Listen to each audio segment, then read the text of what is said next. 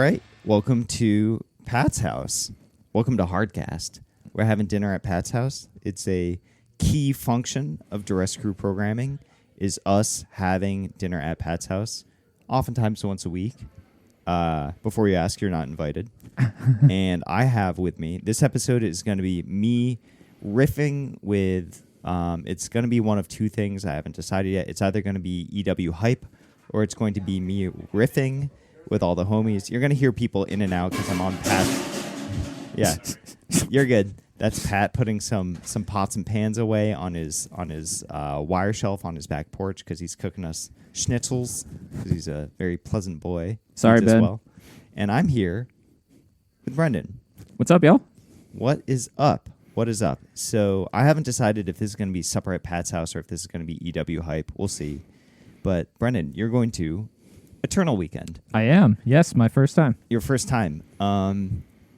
Pittsburgh Rips. Yes. I actually am not sure if I'm going or not.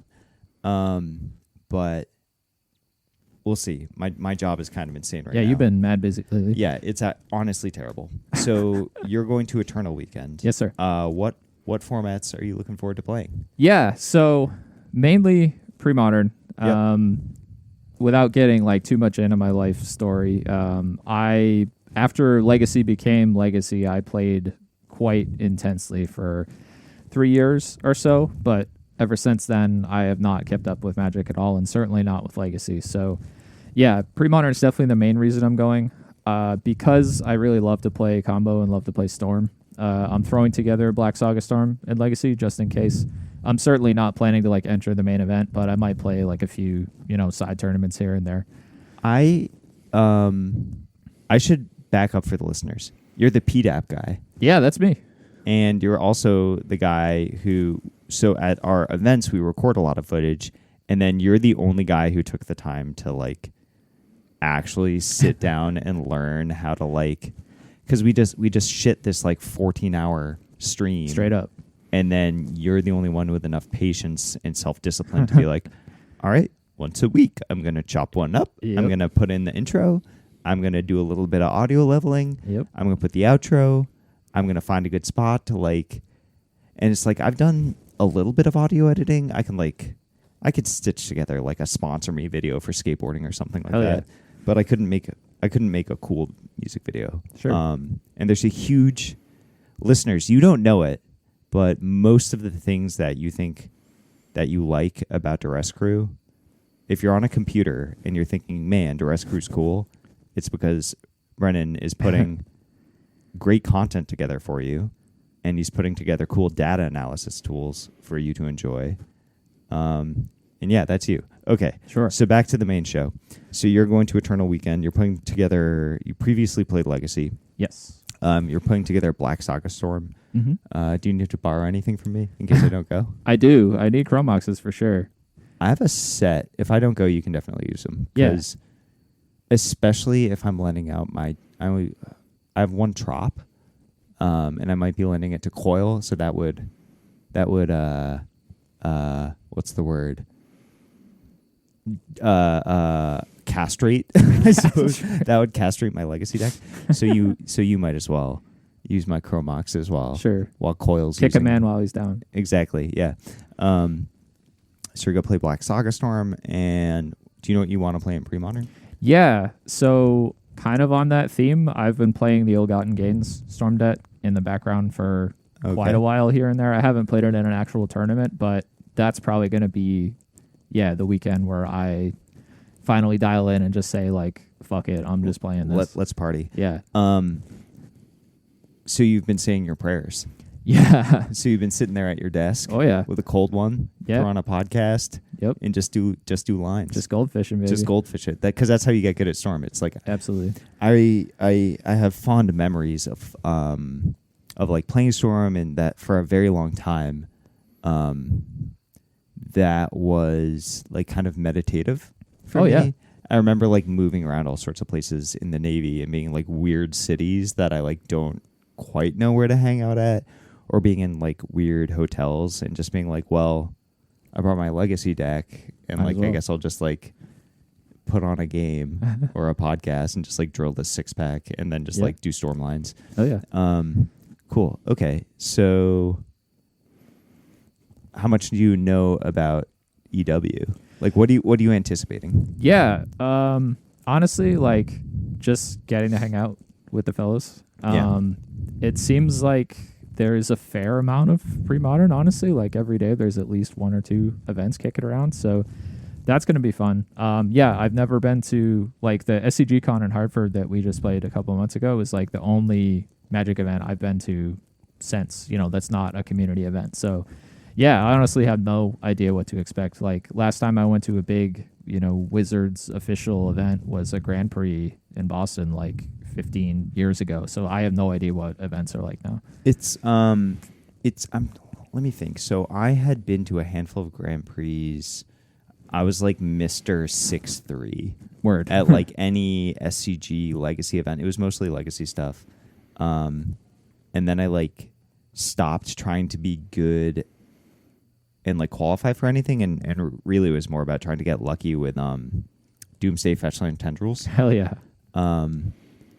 Which is like, do you see that somebody posted something about the hardest Magic decks to play in history? Do you know what I'm talking about? No, I haven't, but I know that Doomsday is very high up there. Yeah, well, not the Thassa's Oracle, but the one now with, it's easy mode. Yeah, but like with like Gitaxian Probe, and says it was.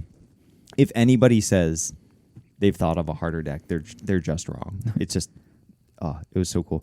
So you're gonna go to this event. Let me think. What has changed? Eternal Weekend is interesting because they are trying to serve such a specific group. Right. It is certainly the Continental Championships for Legacy and Vintage. So it's, as far as I'm really aware, the only zero proxy vintage event. Yeah, sanctioned, right. In the Americas per year. There might be other stuff going on. But yeah, that's neat. So they're trying to serve these like niche groups, so you can play like old school 3-rounders if you want to, and like vintage three rounders, which are they're similar to the side events, like the old Winnabox events, but you don't get value like that anymore. Yeah, it used to be like $20, 8 people. That's $160. We're giving out a box. That box in 2009 was going for $80 or $100. Yep. 50% value cut. It's like now it's like EV is 30 or 40%. Yeah, it's become pretty bad. Sure. Or they give you like prize tickets. Yeah, tickets is like the shit. I don't understand. Okay. So tickets are like, if you win an event, a judge will come by and give you some number of tickets, and it works the same way that it does at like Roller Kingdom. Yeah, I'm thinking like Dave and Buster's. Exactly. Right? Yes, precisely. And you're like, wait, I just played for 3 hours and I went like 3-1-1 and like cool 80 tickets, and it's like 2 booster packs of the most recent standard set. It's kind of brutal. It kind of sucks. What I usually do is I usually like get tickets. And this is kind of what I do normally now anyways. It's just like whenever I win anything, I just put towards like the Duress Crew charity raffle stuff. Word. So it's like don't even worry about it. Like get a cool playmat with some pre-modern art. If the artist is there, get it signed, and you can raffle it off at one of our events for, $200 or something. The artist thing, like you mentioned, is definitely a huge part of what I'm interested in this year, because the artist lineup is like banging. It's crazy. Who's gonna be there? Oh, it's gonna be a ton of like old school and pre-modern relevant artists. Yeah, I don't know the list off the top of my head, but I just looked at it recently. Nick posted like a whatever it is, Scryfall link of like all the art, and I was filter. Like, oh my god, these are amazing. So yeah, I know Dan Fraser's going to be there for sure. Okay. And after that, I don't remember, but that's like a huge get for me. I love that guy's art. I don't fuck with signatures, and I like until I saw Brad and Nick starting to collect them, and it looked, if you can get, especially Brad because his shit's all foiled out. Yeah. And I guess Nick is foiling out his elves like slowly but surely. I don't know. He's not going to get the Judge Foil Cradle, so it doesn't really count. That ship has sailed. yeah.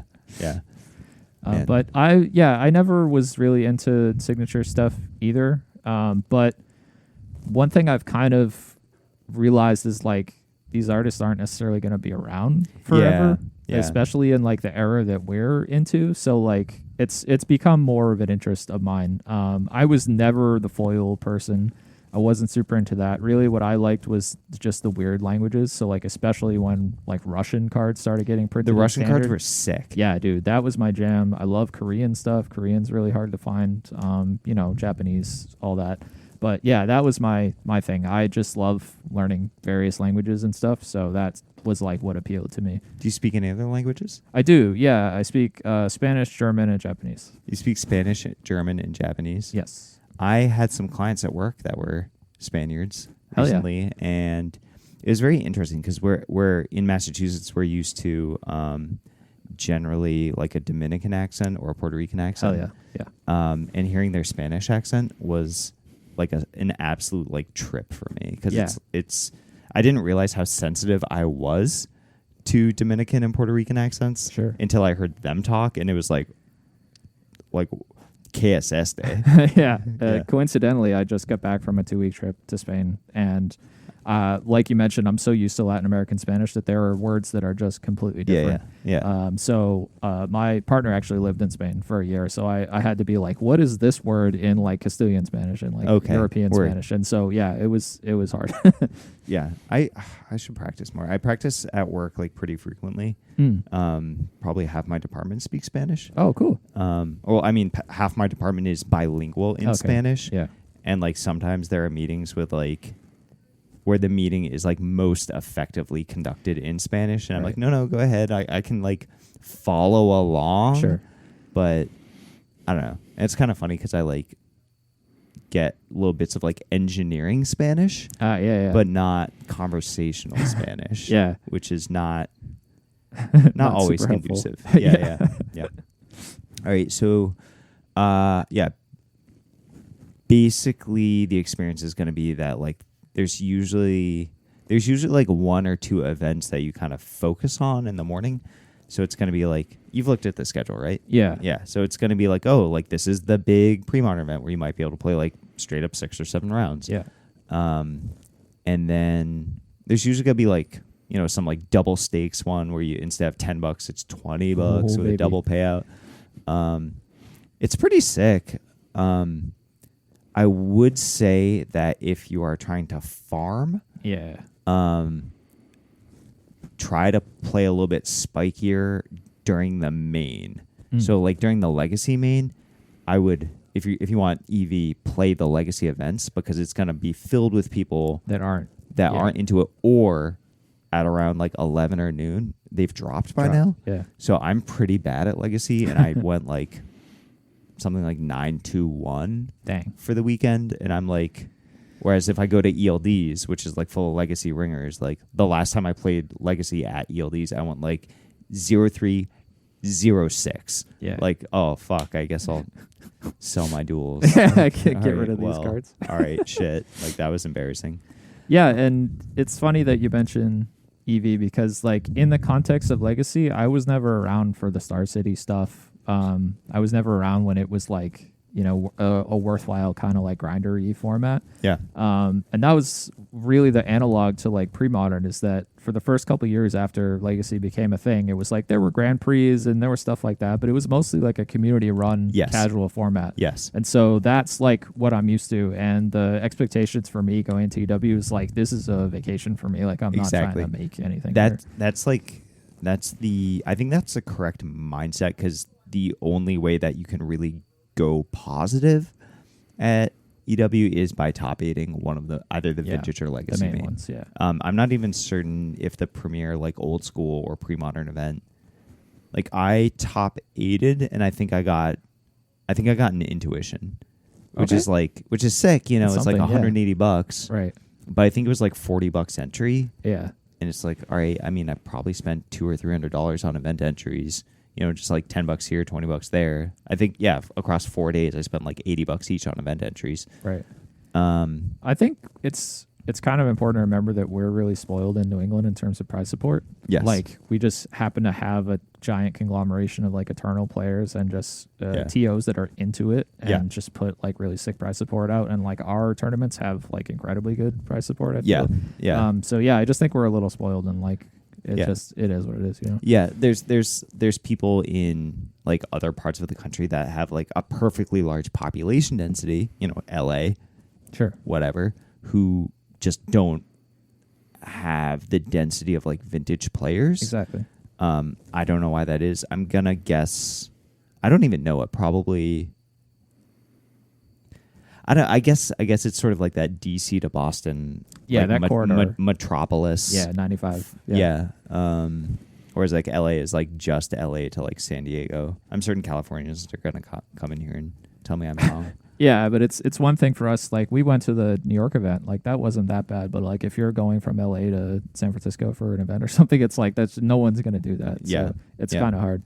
So, and I don't want to like get us too far off the EW path, but just putting this out into the world so that somebody might eventually hold me accountable for doing this. One kind of pet project I've always wanted to do is just chronicle the history of New England Magic, just like in general. Yeah. Sort of starting from the beginning, because this area, for whatever reason, like if it's the colleges or whatever it is, has just been really blessed in terms of like always having both a ton of players and a ton of like high quality pro level players. And it's like, I don't know what it is about our corner of stuff that like just attracts, you know, people to play this game. So that's something I've always had like an interest in. What was it? Worlds. Sorry. The first Worlds the first Pro Tour? No, the first Worlds was at like Origin or Gen Con or something like that. It was just like a side event. Was it in New York? No, that was the first Pro Tour. Okay, first Pro Tour. You knew who won that? Yeah, Michael Leconte. From? At the time, Grafton. Yeah. Which for people listening is like 2 towns over from where we all live. So it's very, very close to us. Yeah. I used to run into him at my local LGS. That's crazy. Yeah, in like another, and he was like trying to get back into it. Yeah. It was like Shard Zendikar standard. Oh, word. And he was a player. Like he didn't have like the aura that like people from maybe 98 and later have. Sure. You know? And it was like this dude, and the thing is he wasn't that active in Magic thereafter, so there's a lot of concepts like I'm certain he understood like card advantage, sure, but I'm not certain like he chose to pursue the rest of his life instead of getting obsessed for the next 30 years, understandably so. So he it was very interesting to see that he was like not that up to date on like anything that happened after maybe like Mirage. Yeah, maybe Tempest, something like that. Yeah. That was interesting. Yeah. Perfectly nice guy. Haven't seen him since, I don't know, 2009 or something. Right. Yeah. Yeah. We should do some like I want to put some more like stuff out on the YouTube channel that's like, I don't know. I want to do a mana basis video. Yeah, that's right up your alley, man. Yeah. Or something long form. Have you been to Pittsburgh before? I have actually, and I've been to that convention center before. The Duval Lawrence Center, I think it's something, called. Yeah, David Lawrence. Yes, that's it. Yeah. So in a past life, I was super into actually competitive arcade and pinball, and they have, they had something there called Replay FX, which was like the biggest pinball tournament in the entire world. Word. So imagine that convention center, like you've been there, full of just like 1,000 pinball machines. Like it's insane. Hell yeah. So they would have like pro tournaments, and it was essentially a museum that ran it. So you could play all these super rare like games from the 60s and 70s and stuff. Like it was crazy. So yeah, I have been to that event before, and Pittsburgh as a city rocks. So like I'm looking forward to it. Yeah. It's so Worcester is only like 200,000 people. Yeah, give or take. Pittsburgh is like 340 or something like that. So it's only another, 60, 70% bigger. But it has light rail. Yeah. When it's, the only way you could have something like that is if you were like a major heavy industry hub. Sure. And it just makes me so jealous because it improves. Oh yeah. Like we took the train. I took the train at least twice Sure. from the convention. Like, oh no, you guys go on ahead. Yeah, I got you. I have a ride. It was sick. Yeah. Jelly. Yeah. Yep. Cool, man. Cool. Okay, so I'm gonna. What are you most excited about? Yeah. Honestly, most excited to just spend time with people. There's a lot of people that are like in the crew that have other stuff going on in their lives, so like we don't see them a ton, but this is like a good occasion to like get the gang back together. And there's people, you know, that have like moved away that we're going to see. So yeah, I'm really just looking forward to that. Looking forward to getting to see more of the city. I've, you know, been to a few places here and there, but you guys obviously have more experience with all the spots are. So I like figuring that out like in a new city. So that'll be fun. It's mostly just like the coffee shops next to the convention center and then Moogie's, the punk bar. So like the Pittsburgh equivalent of Ralph's is there. Sick. So yeah, we'll see. All right. Time's up for Brendan. Do you have anything you would like to say before I move on to the next contestant? No, man. Thanks for having me. And to your point, one of the things I would like to do is, just start getting more content out on the YouTube channel. And related to the history stuff, I've also started scanning some old Inquest magazines. Yeah. And there's a ton of work going on in that area. So we are kind of out of time here. But look out for some stuff related to that soon if you're into that. This guy's unstoppable, folks. Okay, thank you, Brendan. And later, Billy. We are going to move on to somebody else. I don't know whoever's done with their dinner. This is Dinner at Pat's House /EW Hype. And welcome back to Dinner at Pat's /EW Hype. The next guest is a guest on his own podcast, Bradley Stone. How you doing, buddy? Here I am. Here you are. Doing just fine. You're doing just fine? Yeah. You said you had questions for me. Well, yeah. So we're talking about Eternal Weekend. Yep. Are you going? I don't know yet. You're not sure? I'm not sure. The thing is that there are some factors with my job which are making it very, very difficult to plan anything. So my job involves doing like engineering functional checks on various pieces of biotech equipment. Yeah. And if I need to like make sure that certain periods of time are open to test pieces of equipment because they're like ferociously expensive, and it involves like people from all over the world like diving into my like work site. So the thing is that, like during that week, either before or after, there's like a very real chance that they'll be there. So It's like I literally can't make a decision until like days before. Okay. So you're going to be game time, buying a ticket at the last minute and jumping on a plane if you go. Yeah. So it's not that my job is like abusive or anything like that. It's more like they said, hey, this month, it's not like you're our bitch this month. No, because I'm like I am appropriately compensated for this commitment. I know. I just and it's not like at any moment my job is I have to go running. It's more like, hey, during this 4-week period, you have to be nimble, right, or whatever. Yeah. So I actually don't know if I'm going, but you're going. I am going. Yeah, that's the plan. Yeah. Yeah. Do you have any further questions? Would you be excited to go? I would be. I would be. I look forward to it. What would you play if you went? I would probably. I wonder what that banging is. Patrick might be hammering more chicken right now. I think he's trying to make me, because I was recording a minute ago. All right, audience, if you hear a banging in the background, I think it's Brad.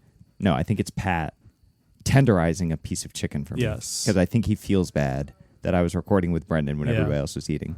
How was dinner, Brad? It was fantastic. Yeah. He made these fat pieces of chicken, but they're like obviously pounded thin. Yeah. So extremely large. Yeah. Over some nice homemade bread with some shredded cheese and homemade gravy. He's such a king. He's so good to us. Which is obviously red sauce. Pat. So listeners, a key function of Duress Crew is that Pat is able to host us once a week. Pat insists on hosting us. I tried to host Tuesdays. He wouldn't let me. And much like on my last segment with Brennan, don't ask, you're not invited. Wait, am I invited? You're invited. Oh. You're invited. Oh, okay. You're I'm invited to the past. Anyways. Pat high key invented Duress Crew. Because we're all just like, we were a play group until Pat bought us as a Christmas gift the playmats, and then it's like That's true. And then it was like, oh, who has a playmat and who doesn't? Yeah. And that's well, everybody had one at that time. But there were some people who were around, like there's some people on the cusp. There were some people on the cusp, and they just like weren't around enough. They were the Central Mass Duress Squad. Yes. Yeah. Yes. We should have stayed the Duress Squad. Yeah, I like Duress Crew. I don't know, because it's like the whole thing with crews. Squad is way more hood rat. I think no, because Crew is like evocative of like the old hardcore crews. It is. Yeah. Yeah. Yeah. It's more befitting to us. Yes. It pays homage to our cultural ancestors, which was New England punk rock. But then we've thought of way cooler names since then. There were some that were like that we can't obviously redacted on air. I don't remember. We should just have Ben bleep them out. I'm not gonna make him do that. He's already doing like it's Tuesday and we're gonna publish this on Thursday. Yeah, so it's like it's not. It would be fundamentally unjust for me to fair. ask. All right. Well, we can't say them on the air, but I know what they are. I'll tell you I don't after. remember what they are either. Yeah. Yeah. So to answer your question, what would I play? All right. So at EW, I would probably play for Legacy. I would probably play Bug Storm. So instead of like Past in Flames or Empty the Horns, I would play. It lets me play main deck Vela Summer. So like Thoughtseize, Vela Summer, main deck Chromoxes, so that I can support Beseech the Mirror. I was gonna say Beseech the Mirror, right? Yeah, exactly. Yeah. I like. So the same thing you played last year. Same thing I played last year. I think I have bought like one more Beseech the Mirror since then. Yeah. What kind of sucks is that Mox Opal of like, okay, so if you take all the magic cards and all the really expensive magic cards, there's like those weird one-offs for Commander that there's only one of one. And then there's like the reserve list. And then there's the holiday cards. And then there's like weird P3K rarities. And like once you take away like all the stuff that people don't play and all the promotional stuff, and then you take away the reserve list, by far the most expensive magic card is Mox Opal. Really? Yes. I didn't know that. Yeah, it's like it's like $90, right? No, it's like $170. Whoa. Yeah, because it was like $90, and then they unbanned it in Modern. Oh, okay. Yeah. So of like normal, actually played non-RL magic cards. Like I had when, no like, idea they were that yeah, expensive. Remember, like that makes sense why you haven't gone. Yeah, them. like oh shit, Jit's expensive. Like, but you need Jits, or like oh shit, this or that. Tarmogoyf's expensive. Like the current expensive non-RL card, which is like super expensive Tarmogoyfs, but you gotta get them. Super expensive Jits, but you gotta get them. Yeah, it's Mopal, which sucks because I want to play other builds of Storm. And you need 4 of them, right? And you 3, 2. You can play any amount, but like currently I'm playing 3 or 4 Chromoxes in my Storm list, but I would probably play like 4 Chromox, 1 Mopal. But then it's like then you need to. Like, that's if I'm playing Wishclaw Talisman also. Right. Because it's all about the metal craft. Yeah. Craft and metal. Are these still even up to date? Like, I don't know. Legacy will. I'm not that far off. The thing, it's like playing Storm right now is like playing like Boomer Jund in Modern. It's like, it's the same as playing like, it's a little bit better than playing like Bob Tarmogoyf, Bloodbraid Elf, and Jund in Modern, if that makes sense. Yeah, well, it's a lot of bit better than that. Yeah, I think it's better than that. Yeah, yeah. Still wins turn 1. Yeah, yeah, yeah. I mean, I was just telling Brendan, I did well last year because I was playing Legacy during the Legacy main. Yeah, so it was full of like the O2 drops, or the people who were like, I suck at Legacy. I want to play it, but I'm not going to pay.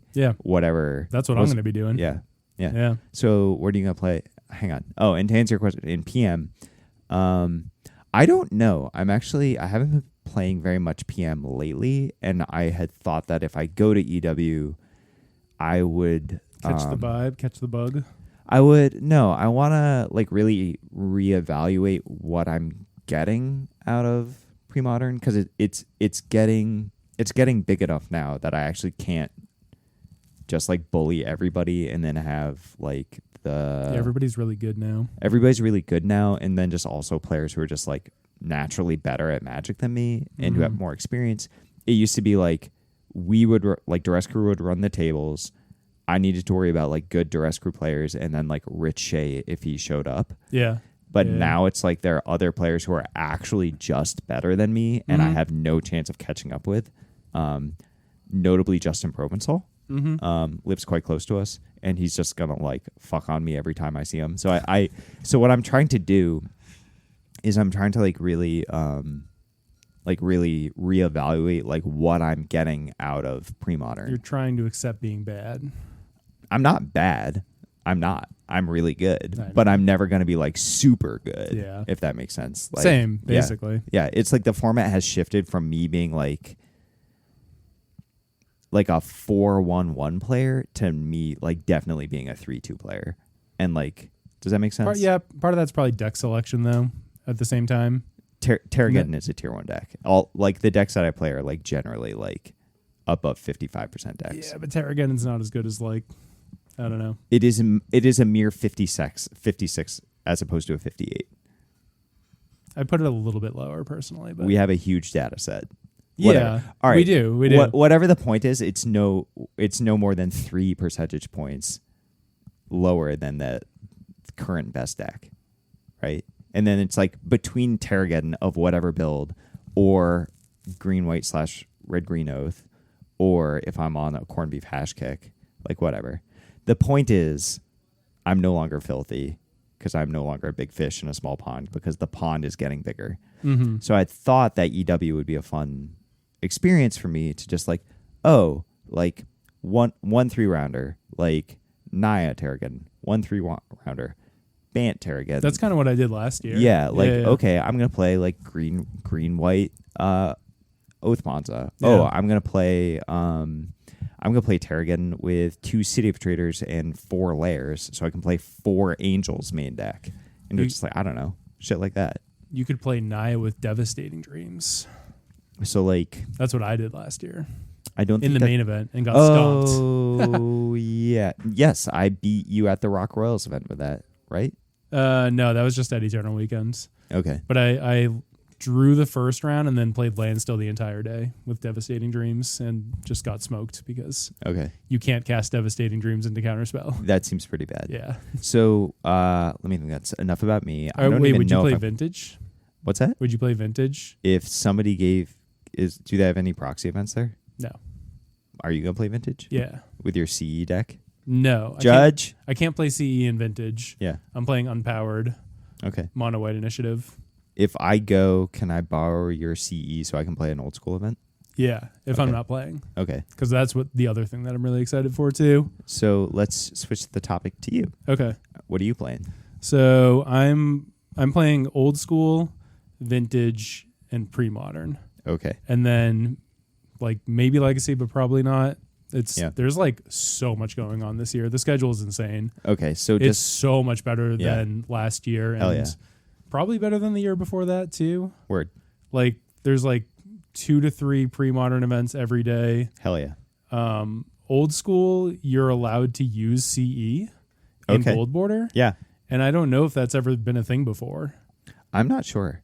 Yeah, I feel like this might be the first year. I remember at the PM main for that, like the judge didn't have a ruling. Right, And 2 I- years in a row, no Yeah, less. and I remember like talking to the judge of it, and I was like, I didn't like. The thing is, I just want to be like, dog. I didn't pull him aside or anything, but I made him aware like 80% of the people in this tournament are expecting to use Gold Border. This is Right. like a format, and I think the judge just had to make an executive decision because I think it's like we all paid, like you're about to go from like an 80-person event. They announced it. They Yeah. announced that it was legal, but then Yeah. like there's always a bunch of miscommunication. And now this year, for the first time, it's like very clearly stated on the website, like Oh. Gold Border Yeah. allowed for pre-modern, Yeah. allowed for old school, CE Yeah. allowed for old school. Yeah, Yeah. yeah. But that's interesting that Card Titan would do that because they have. I don't really. This is a really good question for Bryce. He knows all these negotiations. Mm. So Got his foot in the door. yeah, right. Yeah. Okay. Little backdoor man. So real quick, what are you going to play in Legacy if that's just all that's available? If I was playing Legacy, I guess I'd be playing mono red Stompy, Moon Stompy. Yeah. Okay. Cool. Yeah, it's Sure. fine. I don't know. Yeah. Legacy's just like not very fun right now. All right. Old school. What are you going to play? Old school. So old school is Eternal Central rule set, Okay. which What is is- four what is- strips. 4 strips? Yes. Fuck off. Yeah. So, which is like most people don't run their events that way, but my understanding is that when Wizards of the Coast does old school, that's like their rule set. I don't know if that's accurate, but I know that at MTG Vegas when I was there, they had old school and that was the rule set, and I think that like that's their thing. Like when like it's an official like because Eternal Weekend is like a more official event. Like they run the EC 4 strip. For old school formats, I literally only play AAA. But I like the strip mine number being the same as the factory number. Yeah, which this is. Okay, so it's 4 factory, 4 strip. Yeah. Okay. Yep. So what are you going to play? I think I'm going to try out either blue-green or blue-green-black, basically mana denial deck. Crumbles, Ice Storms, Scavenger Folks, 4 strips. So that's like your like big mana denial package. Yeah. Power. But I think you only run on-color Moxen. Scrib Sprites, Pendlehaven to go with those, and the Scavenger Folks, Ernie's, Ernham Gin. Something like that. The thing that I am like vaguely eyeballing old school. So I went to old school LobsterCon just only for like 3 hours. I showed up, made a supply drop, dropped off like a case of water and Red Bulls and stuff like that, coconut waters. That was a nice run that you did. Yeah. Well, I wanted to make an appearance, if only like just being seen there, to be like, and then just like helped hand out pizzas and collect the pizza boxes. Right. Yeah. And like you were bussing. Yeah. Well, I was relaxing. You were bussing. Well, it is. It's important to me to maintain the relationships, Of course. and like just this dude showing up and having like fluency of like what's important at what times, like knowing to be quiet to enter the streaming booth, knowing that like the pizza man's coming, and so on, and like where to put the recycling away, blah blah blah. Yeah, you've run it before. And so having just this random dude be able to go like, I know exactly what to do. What is the hot topic right now? It's like that's what we needed at LobsterCon was not help, but like informed help. And DFB and Jared have like made this huge contribution to us in terms of like, hey, you guys can run LobsterCon, which is incredibly enriching. And if showed us the ropes, man. Exactly. So I didn't have time to play or to whatever, but it was important to me to like contribute. Yeah, but you're eyeballing the format as well. A little bit. I want to play like, I have a lot of feelings about this. It's like pretty fun. The only good, like in my opinion, like the only above rate creatures are like Savannah Lions, Kurt Ape, and Dib. And then at like there's like literally nothing good at 2. Pixies, and that's pretty much it, right? Is Pixies a 1/1? Pixies is a 2/1, but it all damage dealt to it by artifacts is reduced to 0. Okay. So it's just like So I and the thing is I don't have enough. Maybe like, it can't be blocked by factory. I think that's what it is. I was playing. I should know this. Yeah. Anyways, it's pretty fun. I played a LobsterCon and does it have flying? No. That's the joke because it has wings and it doesn't have flying. I know. Yeah. Right. Yeah. But I played a LobsterCon and had like a pretty good time. Granted, Swedish is worse than Atlantic. But if there wasn't LobsterCon, then I probably wouldn't play old school. Like if there wasn't old school LobsterCon, then I wouldn't play old school. Yeah. I think it's like a big financial investment. Yeah, it really is. And it's really hard to like play it if you don't play webcam. I cannot fucking stand webcam. Same at this point. So yeah. I used to play it, no longer. If there's anybody who can play, actually no, it's more of a Boston thing. in my Yeah, mind. exactly. You have to travel out to Boston on a Wednesday night, and it's an hour there and an hour back. Yep. And you get like 3 games in. Yeah. So it's tough. It's tough. Yeah. And I work Wednesdays now too, so I can't even do that. Sure. But I am excited to play old school at Eternal Weekends. 1, because of 4 strips, and 2, because I just have the opportunity to do it. So What are you gonna play in PM? probably Ospec, I guess. I don't know. I've been off PM for like, or not off it, but I just haven't really been invested or like keeping up that much for a while. Yeah.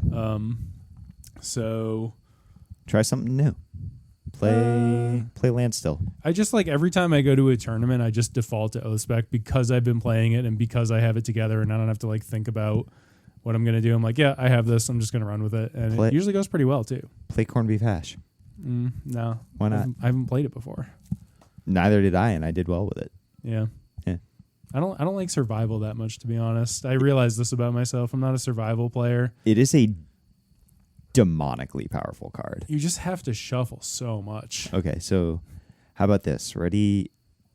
Terrageddon, but instead of library, you play spec. I would probably just play tribe at that point. But this is like a new deck. Yeah. Not at Eternal Week. I don't know. Dude, I'm just like, I'm too lazy to like brew and shit. I don't know. All right. I just But like, but you are driving out to Pittsburgh. Yeah. But I'm most excited about vintage and old school. Vintage and old school. Yeah. Vintage. Because so I should also say there's an off-site old school event as well. So okay. And I don't know if the Rock Royals are doing the brewery thing again. Word. Which was on Thursdays, and this offsite is also on Thursday. Word. But I'll probably go to the old school one just because I have the power that I just finished recently and just like want to use it. Did you just finish your CE power set? Yeah, I finished it before LobsterCon. I didn't know that. Yeah, I Good sold for all you. my chains of Mephistopheles, and I didn't know you had chains. yeah, so I had chains of Mephistopheles, red, white, black, basically built, but I was short of chains and like a couple other things, and because LobsterCon was Swedish, you don't get him to Turok. Yeah. So my deck was going to be a hot pile of garbage. Yeah. And I was like, rather than investing more money into this, I could just sell these and finish off my set, and then I can play whatever I want. It's a bit like in terms of like juicy old school, like rare old cards that I don't play and can move. I have like a Tabernacle and a Drop of Honey. Yeah. Drop of Honey I can wave goodbye to. I don't care. Yeah. But that tab, it's like once I move that, it's never coming back. Mm-hmm. It's like moving out of California. Can I use that at Eternal Weekends? Sure. Sick. Yeah. It's really good in vintage. Sweet. Yeah. Yeah. But it's like a tab gets me like, 40% of the way to like an actual Lotus. A real one, yeah. Yeah. Yeah, if that's your goal. But like getting like a reasonable trade with it. You could pick up a lot of Moxen with that. I mean, if I wanted to play a 2-color deck, like let's say I could probably move it for like a C, Lotus, Pearl, Emerald, and then just play like whatever green white deck. And this is why I care about like aggro not being very impressed by aggro, because there's nothing. It's like Pixies, Lions, and then like what's good in green. Until Urnimjin, there's not that much. Scavenger Folk is... Yeah, Scavenger Folk is sweet, but it's not like... It's not a crusher. Yeah. Yeah. Like how There's am I no gonna, Call of the Herd. Yeah, exactly. Yeah. Yes. Yeah. I mean, there's got to be some like... Well, you just go past 2 and you just go to 4 and 5 and play Ernie and Sarah. But that's... I don't know. I want to play Terragon. Savannah Lions, Birds, Ernie, Sarah. I could play... You're set. Actually, for my 3s, I could play Ice Storm. Right. And like, let me think. But then I don't have any Savannahs. Yeah. I do. Yeah. I kind of want to build. I'm trying to like move towards Urnimgeddon because I have Rug right now, Arabian aggro. And I hate playing bolts and shit. Chain Lightnings doesn't do it for me. I want to play Zoo. Like Kurt Ape, Savannah Lions. Is that deck good? I have no idea. Zoo. I don't know anything about 4 chain, old school. 4 bolt. Lions, Kurt Ape, Pixies, Giant Growth, Swords. And Sounds then like you got a AAA deck on your hands. Kurt Ape's pretty bad without Tega. That's true. Yeah. Yeah. Yeah. Yeah. And like I would put, maybe I should play. I could probably play DFB. I mean, DFB green. yeah, Yeah, and definitely. like it would be. I do like playing like a slightly juiced AAA deck. Like I lost a City Brass at the Sacred Torch, and what was the guy from Tolarian PTA who did well? Chris. Yeah, Chris. What's his? Do you remember his last name? I don't because I've been drinking and Yeah, I don't remember. Chris, I'm sorry. But you have my City Brass. I drew it so like the spire looks like a 40 ounce. And I There hope you he go. enjoys it. Yeah. AAA is cool. AAA is cool. AAA is fun. We decided we did something. We restricted Dark Ritual. Did we? I don't think that we've made any official rulings about anything. So For Duress Crew AAA, we restricted Dark Ritual, and I think we set Strip and Factory to 1. I don't think that anybody knows this but you, to be honest. No, because I think it was people are crying about my deck when it was good before I lost all the cards in it. Yeah. Yeah. I was crying about it probably more than anybody else. I just kept losing to it. No, Coil. Oh, yeah. Coil hated it. Coil has AAA? He built it and then he lost to me because I went like, turn 1 ritual And you hippie. just threw it away? And then I just went like, like strip sinkhole, strip him. And he was like, fuck this, the dumb fucking format. Yeah. I got a forest off of him and he wrote coward format on my That's the great. forest. Yeah. Coil hates losing to you. He hates losing to me. Yeah. Because you just bullied him with Oath forever in pre-modern. Yeah, he hated it. But we're probably just way off topic right now. No, it's a shoot the shit. Shoot the shit. Yeah, dinner at Pat's, EW hype. Yeah. I don't know. I'm excited for Eternal Weekend. They are running a really top-notch looking event this year from what I've seen so far. The artists are stacked. The event lineup is stacked. They clearly listened to all of the feedback that they got last year. That's and good. Yeah, because remember last year was on-demand pre-modern. And not a single one fired. And it was like maybe one fired. You're like, I'm not going to go put my name in and then wait for 3 hours to play 3 rounds of Magic. There Like, was something about, I don't remember what it was, but there was something about it that made it like truly impossible. Maybe it was like they did something. There was some rule about it that made it even worse. It wasn't just on demand. It was like, was it single elim? that's what it was. It was on demand single elimination. And I just remember being like, dog, nobody wants to do this. Right. People Like, just want to jam pre-modern when yes, they're playing it. Yes. Like It's like the idea of putting up 20 and being like, oh, I lost. Like this is, yeah. it's not a degenerate format. It's a hobbyist format. Right. Like Yeah, it's yeah, not Yeah, you're there to hang out and jam games. like you are fucking high. And especially if like the prize is like tickets. And like, yeah, if you save your tickets all goddamn weekend, you can leave with an Urza Saga pack. I almost did that. You were close to that? Yeah. Wow. It was like, I don't know, like 2,800. And I don't know.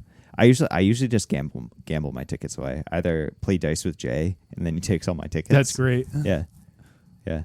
Odd or even. Yeah. Yep. We pooled last year too and got a box. But, This is something that I want to do is actually work with people because you know how you can get the super oversized cards is actually work with as many crews as we can to all pool tickets and then put an oversized card up for charity for LobsterCon. yeah. How much do they go for? You probably wouldn't raise as much as they're worth, but It'd be cool though. yeah, it would be very It'd be a cool. sweet flex for the PM community because I think they had a survival. And I was like, wait, Yeah. how many tickets does everybody have? And like They had in a our survival and somebody got it signed by Pete Mentors. And That's pretty sick. It looks so cool. Yeah. But I think it was like, 30,000 tickets. And I think within our gang, we had like 11,000 at one point. Right. And I was like, wait. And then I like reached out to the Rock Royals and I think it was to Alex or somebody. And I was like, you guys interested in pooling tickets and like putting this up for charity? And some people were hyped, but yeah. So anyways, I want to do that, but I don't think I can actually herd the cats enough because people want to walk away with prizes and Right. that's fine. Yeah. Yeah. Yeah. It's a lot. Yeah. It's a lot to ask for. What else about it? Yeah. I don't know. That's pretty much it. We're there for vacation mostly. So Yeah. the only thing that I don't like is that they got rid of the play all weekend badge. Yeah. So now you have to pay entry into every single event, but it's like whatever. Whatever. That's what I've historically done. It like even in the past, like you didn't get your money back really out of it. So yeah, I don't know. It should be fun. Like it's more of a vacation than it is a tournament, and they just happen to have awesome shit going on as well for us pre-modern players. So Yeah, I'm glad they listened. yeah, Yeah. and vintage will be fun. I'm playing Unpowered. Yeah. Playing Initiative and as many side events as I can get into, and I think Initiative is it red white? just mono white. Mono white. It's Yeah. probably a lot better with a pearl. Yes, 100%. Didn't you own a pearl until recently? No, Okay. no, I've never had a real piece of power. You've never owned a real piece of power? That's not CE. No, I've never had Oh. unlimited. Have you? No. Okay. Although I didn't think so. remember seeing like a beat the fuck up Lotus for like $800 Yeah. on eBay in like 2008, and just like looking at my bank account and being like, I am 19 years old. I have $1,200 in my bank account. Whew. This is the only time. You definitely would have sold it before its full value was realized, but it would have been sick.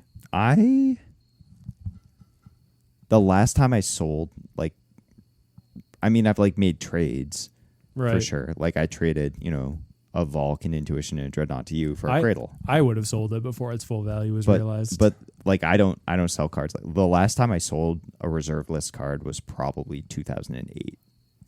yeah. Yeah. So like shortly after that. Yeah, and I've traded stuff. I traded a drop a moat straight across for a drop of honey. Feels bad. It's fine. You know, Yeah. I need it for Legacy Lands. Oh, if you played it, then yeah. Nope, didn't play it. All right, feels bad again. Yeah, feels bad again. And now they go for what, like 210 when they were going for like 800 at the time. What card was it again? Moat? No. It was drop. I traded out a moat. Right. And yeah, I yeah. received a drop of Yeah, honey. drops like somewhere like 100 to 200, and moat's like almost $1,000. Yeah. Yeah, Whatever. You win some, you lose some. it's true. What's your worst beat? I don't know. I mean, I guess I sold a Tabernacle back in the day for like $700 or $800, an Italian one. Okay. But I also picked it up for like $200 or $300. Yeah. So it was like I came up on everything that I sold back in the day. Yeah. I had a ton of dual lands and fetch lands and just everything Oh, from yeah. Legacy. Yeah. And yeah, like yeah. I sold all my OG like onslaught fetches when they were all like $100 each. Yeah. So Sure. you know, everything came down except for the reserve list. Yeah. So it's whatever. I moved out of my parents' house for the first time and spent the money on Yeah. real life and shit. And Yeah. it was a good. Yeah. I'm Get your happy life with it. started. I'm Yeah. happy with it. Yeah. Me No think. regrets. Yeah. I'm trying to. Oh, your computer's about to die. Oh, good catch. Thank you. Yeah. This is a good stopping point. Yeah, we've kind of been yapping forever about. probably Yappity nothing. yap. Yep. Don't talk back. All right. This has been Brad. I'm gonna grab Coil next. Thank you for listening. Toodaloo. Can you get the mic up closer to a little bit more direct? There we go. A little bit more duress. Duress. All right. Hell yeah. Cool. All right. Yeah. Welcome back to Dinner at Pat's /EW Hype. Dinner party. Dinner party. And I am joined by second place LobsterCon 2024 finisher, Michael Coyle. Hello. Hello. So you're going to EW. Yes. Which is this your third one? Second. Second one? Yeah. I never went until last year when everybody was going, told me about how much fun it was. It was a lot of fun. I felt like it was a little overpriced Mm-hmm. before I went, and then after having gone, it was a good time. It costs. It definitely It costs. definitely costs. Yeah. I think ELD was like, you could take a trip to like Japan or something for the cost of it. And I think that's a little bit of an exaggeration, but you could take a serious vacation. Mm-hmm. It is For expensive. sure. I would probably say, yeah. I mean, it like our big saver is that we occasionally cook as a gang, and then we also, We house together. House yeah, together. yeah. We Airbnb. We're rooming together. One big pile of dudes. Yep, all on top. Duress of each other. Crew style. Yes. Yeah. Yeah, we take all the mattresses in the house, all the pillows, and we put them in one room. And then Yes. and then we fight over who gets to be in the middle. It's really like somebody was asking me about this on a LobsterCon podcast, LobsterCon recap podcast. Recap. Yep. What's the vibe like in the Duress Crew house before the tournament? Violent. And it's hot. just like, if you ever seen Fight Club, Yes. It's like that. Yes. You know, if you're not in the crew or if you're like still kind of earning your stripes, it's like stay on the porch for a few days. Yes. Tough it out. Yeah. You know? might be a little bit intimidated. Yeah. Physically intimidated. Sexually intimidated. Definitely that. Several levels of intimidation for sure. Yes. You're not allowed to look us in the eyes if you're new. It's tough. It's tough. I'd say I have emotional trauma from it. But emotional growth I'm just kidding. too. Emotional growth. No, dude, growth. We don't have like a jump-in ceremony. This is something we should develop Yes. for sure. That was not an official one. Not an official. It happens, but there's not like a Yeah. strict protocol about it. Yeah. We So- also have never kicked anybody out. No, we haven't. That's true. People have taken breaks where they're like, I'm gonna leave the Discord for a little bit, recalibrate, which is like a very reasonable thing to do. Totally. Like I took a break from playing PM for a while because I was rude to somebody and I'm embarrassed about it and I'm sorry and I had to take a break. So Fair. You know, Yeah. I mean, it Yeah. happens to the best of us. Yeah. We lose our cool at times. Yeah. I think ultimately we have such a good vibe curated. Yes. I feel like of all the friend groups I've hung with, this is the least drama. I think that Duress Crew has this thing of like a standard of social enforcement between each other, Sure. which I highly value. Me too. Yeah, like I talked about this in the last episode or maybe the one before that, where it's like, you know, like friend groups have come and gone throughout my life. You know, I've moved a lot, Yeah. and you know, I'm hoping to ride this one out till I die. So Dude. Yeah. Like what have we known each other for almost 10 years now, right? I met you. Did I just leave the Navy or was I? I think it was Still like in. 2017, so like 8 years. Okay, yeah, I had just left the Navy then. 8 Yeah. years, Yeah. and I think we got mad at each other once, if I'm counting right. Or I got mad at you once. Yeah, I think I ran my mouth on a YouTube video or something, and you brushed me back. No, It was we're having dinner yes, and something yes, rubbed me the wrong way. yes, And yes. I was hungover. It was stupid. It was done really quick. But we just talked about In all of 8 years, that's all that happened. we just no. But the thing is that like you were steamed, but like you had this space and you knew I was listening to like Totally. to like have the conversation, and it We was squashed it easily. yeah, first try. Yeah, no problem. Yeah. Hell yeah, dog. Hell yeah. Cheers. We're dabbing it up. Here's to many more. Absolutely, dude. Yeah. So I don't know if I'm going to EW or not, but I know that you're going. Yes. What format's you excited to play? I'm excited for Legacy, Yep. which I know sounds crazy.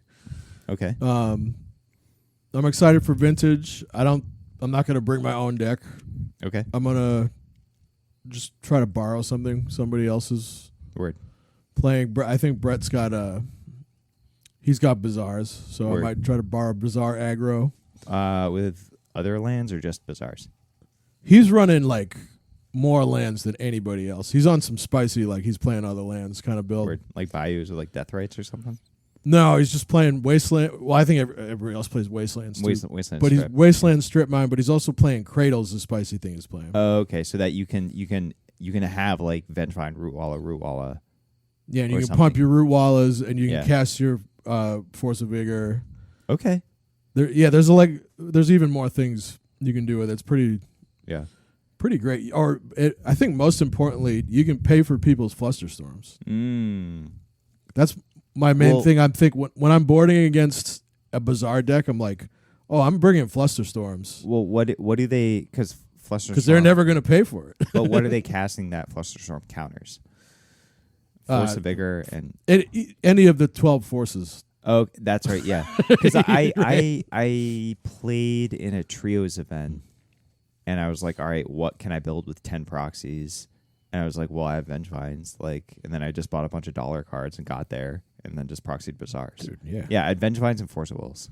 So It is a nice angle to be able to do all those things in Yeah. the deck. But yeah, I'm stoked for that because I don't even really know his build. I know the deck well enough, but playing that deck compared to other vintage decks kind of feels like a vacation, honestly. Yeah. There's so many less decisions. I have a theory Yeah. for vintage. Vintage has 3 colors. Yeah. No mana, Bazaar. Okay. Colorless mana, Workshop. And then colored mana. And that's it. There's only 3 colors in vintage. What do you think about that theory? I think colored mana is going to get banned right away because it sounds racist. That is a take. That is mana that is at least 1 or more colors. There we go. There we go. So here's my other theory. Ban Workshop. Sorry, restrict Workshop, restrict Bazaar, and restrict Basic Island. This is a thing you've talked about a lot, and it's I don't fully understand it, but I think it makes some kind of sense. Like when you have a basic island, you definitely feel pretty Safe. in vintage. Yeah. And if you feel safe in vintage, you're Something's probably doing something real degenerate. Yeah, either degenerate or you're just confused. Yeah, right. I find vintage just like disorienting. I think I picked up your deck. Yeah. It was Duress Dreadnought. Duress Dreadnought, yeah. And I remember being like so when I figured out Dress Down Duress, and I was like, wait, I have it. No. Move to my end step. Cast Dress Down. Draw a card, pass a turn. It's great. And you were like, you figured it out. My boy, my beautiful boy. It was so nice to see it and then see you figure it out. Yeah. And that's probably the funnest about vintage to me is it's similar enough to Legacy or other Eternal formats, but then there's that extra layer of so many, like such robust resources. Yeah. And once you see the lines, it's like really exciting. You get like this little shit-eating grin and you start giggling. Yeah. Like at one point I realized, when I'm oathing into an Atraxa, if I flip Vampiric Tutor, you got a Vampiric Tutor because it's still your upkeep. Yep. So that you can get the time walk and then take an extra turn and just kill him. That seems pretty good. Or like totally lock the game out. So when you realize those things, it's like, wow, now this is a format. Yeah. Now this is sounds crazy, pod but- racing, right? Pod racing, yeah. But vintage, I think right now is pretty balanced compared to other eras of vintage. Sure. Not that I've played in a lot of them super seriously, but I've heard a lot of people who have played for years say that, and it feels that way, right? Like I've turned some people in the crew onto vintage. Yeah. Recently. You're distracting my PM friends. Sorry, I'm taking away from the true and good format. Yeah. It really is the best, but it's fun to do bad boy things. It's fun to do. It's fun to do bad things. It's fun to do hood rat shit with my. What does the kid say? I want to do bad things with my hood rat friends. He says something. The little kid. Yeah. Yeah. No, it's fun to steal. It's fun to do bad things. Yeah. It's like a news reporter like interviewing some kid. I don't know what it was. That's what I'm trying to say here. Yeah. It was like some like actual news reporter. It's fun to do bad things. Yeah. She was interviewing some like 8-year-old who had like been arrested or something like that. And like the news piece was about like police in schools and like over policing of children. And it's like, of course, it's entirely inappropriate to arrest a child. Right. Yeah. Like especially like 8 years old. Like what? No. What are you doing? Crazy. And then like the kid just like said the worst things came out of his mouth. And made you really reconsider if handcuffs belong on children. This kid, perhaps. Super it's fun funny. to do bad things. Maybe you should go to jail, you little shit. You talking to me now? Yeah, maybe. Felt like it. Yeah. I felt like that was you talking to me about playing vintage. I was and convincing people to play vintage. I was looking at you right in the eye. Sorry, I missed So it. what sort of bad things are you gonna do in Legacy? Legacy, I'm going to bring Cephaloid Breakfast, Word. which feels like a very broken deck. Sure. And as broken as it is, still not tier 1. Interesting. I have historically always thought of Cephaloid Breakfast as like this like goofy thing that people showed up with. Yeah. Since like, because I was storming all over the place. I was like, I don't care about this deck. I would be kind of spooked if people were playing black, because then they would be able to hardcast the Cabal therapies, and then I knew there would be sideboard thought seizes coming in. But I'm really not that intimidated by Tundra mages. But right, you're a Tundra mage, Mike. You're a cop. Yeah, it's true. Yeah. Well, at some point, the deck went from being a total fringe and silly deck to being like really serious. Yeah, it was. Even before Nadu. I thought it was, in my mind, it had always been like an OG legacy player deck. Like, in my mind, it was the same as somebody showing up with like goblins. Yeah. Or like, oh, this guy's an OG, or like Spanish Inquisition, or like Enchantress. Like, yeah, hell yeah, man. Like, go ahead, draw a million cards. It kind of falls right in that category with that deck you love. Yeah, Doomsday, Fetchland Tendrils. That I literally was. This might be I was talking about it with Brendan. It was just like Thassa's Oracle made it so easy. You kids don't know how good you have it. It's ridiculous. The Oracle changed the game. Yeah. But then Step Through made it even better. I don't even know what Step Through does. Step Through is a sorcery, or it might be an instant. No, it's a sorcery. 3 colorless, 2 blue, return 2 target creatures or permanents to their owner's hands, but it has wizard cycling. Oh, yeah. So wizard cycling gets Cephalid, Oracle, okay, Tameo, Nadu. Okay. This is. Oh yeah, that's what blew this the fuck up was Nadu. Yeah, because you put a Shuko on. Nadu is what took it to a whole nother. But so good. But like before Nadu, it was a deck that was really good but underrepresented because it's a hard deck to play. Yes, you were playing it then. I was playing it then, yeah. And it never had an official build. It actually really still doesn't. It's way more dialed in now, but it was a deck without a really streamlined build and a difficult deck to play. But those who were good at it went all the way. Like you definitely saw it in top 8 of Eternal Weekend the year before. Yep. Nadu. And last year I tried to play it without Nadu because the Nadu version was kind of new. I wanted to play a deck I was comfortable with. Sure. And I felt strong about it even without Nadu, so I threw some Lotus Petals in there and said, let's go, Turbo Breakfast. I'm going to go off faster. You tooled on me. I tooled on you. It's really good against Storm. Yeah. And I went 5-3 in the main. I went 5-3 and then I dropped. Okay. But I lost the first round. So that's why I lost the first round. I thought with 3 losses losing the first round, there's no way I'm going to make it to day 2. Yeah. But for 5 straight rounds, I destroyed. Hell yeah. And I 2-0'd Reanimator twice. Boom. Felt awesome. Pedals. Yeah. Yeah. Pedals, dude. Going nuts. A lot of people didn't know what I was doing. Yeah. It was fun. I played against a guy last year who he was like, what did I do? It was in a legacy, whatever, 3-rounder. I'm like, okay, it's turn 2. And I'm like, all right, cool. Crack, fetch up Underground Sea, and like, or like Bayou, Veil. And he's like, I don't know, you've only got 1 mana up. And he was like hemming and hawing. He's like, maybe he wants to stick a Thoughtseize, like really wants to make sure his thoughts, like, I don't know. He was like sitting there thinking, it's like, he really wants something to resolve, but he's got 7 cards in hand. I don't know how bad this can get. He's like, you know what? I think I'm not fucked. Veil resolves. And I'm like, Dark Ritual. He's like, oh, like, all right. I mean, like, so the dude was new to Legacy, and he had never seen Storm before, and it's been slowly, I think it probably peaked at about maybe 8% of the meta like years ago. Yeah. And then it's just been coasting down to like 2%. So it's pretty low. If you've only been playing Legacy for a year or something, if this is your first DW, then like maybe you haven't seen it before, maybe you haven't heard about it, and like you think of fast blue-black combo as like Doomsday.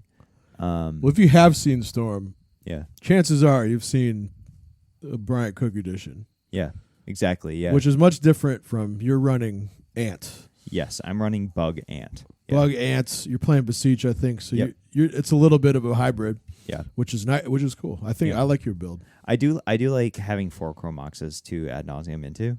Dude, that feels really good. Yeah, it is. There's some cool lines. Dude, definitely. The big thing that I'm missing is Empty the Warrens. So I kind of want to put like either a Volk or a Badlands in there. Yeah. Or maybe Empty Empty is cool. Yeah. Because like Beseech for Empty is like so sick. Yeah. I don't know if Empty's good enough these days. I think I put it in my sideboard with no color support last year because I was like, oh, I can Beseech for it, and I've Pedal and LED or whatever, and I think I like won a couple games with it. Like Empty for 12 turn 1 is like probably good enough, So yes, yeah, right. If you have like a lethal amount over 2 turns, if you're probably good.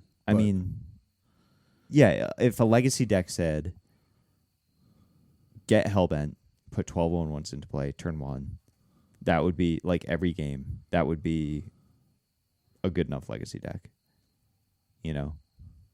Of course, like the meta would evolve, blah blah blah, for like 1 mana sweepers or what have you. But like that is a Legacy power thing to do, is put 12 1/1s into play turn 1. That is good, and that like also does it beat? No. I mean, there's so many decks that are just gonna go off turn 1 or 2. Yeah. Like more than I feel like more than there's ever been. Or a person just resolves and attracts and they just block one of them and then I lose. Exactly. Like this format is so much more like modern now, where it's like it feels more like 2 ships passing in the night. Yeah. That's kind of why it sucks. Yeah, it was like so cool because like it was so cool for so long. It was in my brain there was like so there was like the weird 1.5 era, which plenty of our listeners played during, and then it was like the format split or the format definition in 2007, and then like Innistrad changed everything, and it was so cool up until 2011 or 2000. Let me think, 2010 or 11 when actually no, it was 11 when Innistrad came out, and then Delver came out, Pass and Flames came out, Snapcaster came out, and it was like before Survival was banned, and it was a lot like pre-modern. It was like OGs only, and that was when the Star City game circuits really picked up, and that's one of the things I'm like really kind of concerned about with pre-modern is like the Star City games circuits showing up. For if such a thing were to occur in pre-modern, that would be like the end of like the thing that we all like know and treasure and value about what's going on in pre-modern. Like there would be no more social standard. Like there would be, we would get like our tournaments. Like people are not going to play our seasonals if there's like a PM 4K, once a season. Yeah, but that's never happening. I don't know, dog. Like you've seen the Eternal Weekend schedule for PM. They have like 3 events a day, right? Or did you not look because you want to play? You're so jazzed to play Legacy and Vintage. No. I did look at it. Yeah. But to me, it feels like a Eternal Weekend. Like I can't see anything like anybody who's seriously trying to make money putting on a PM. You know what I mean? Yeah, I guess it is also true that because the culture is goal border, that like Wizards will never give it the same backing, and there's